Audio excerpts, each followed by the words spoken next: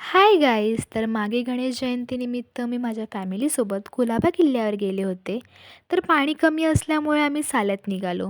तर चालत जाता जाता एक अनोळखी मुलगी मला भेटली. तिने माझा हात धरला आणि आम्ही चालत निघालो. मी पण तिचा हात धरला कारण खूप गर्दी होती.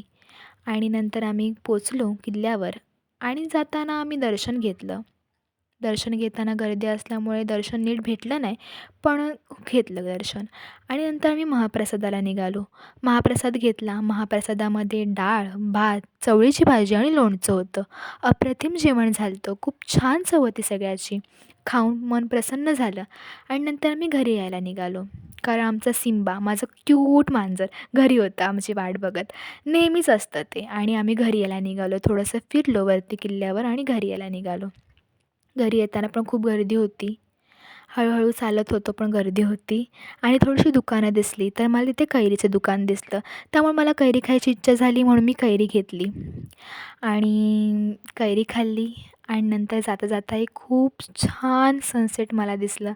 खूप छान ते बघून असं वाटतं तिथेच राहावं. आणि नंतर हा बघा पक्ष्यांचा थवा, तो पण दिसला. छान होता. आणि नंतर घरी आलो आणि हा बघा सिम्बा कसा आहे, आमची वाट बघत होता. तर असा होता आमचा आजचा दिवस. बाय.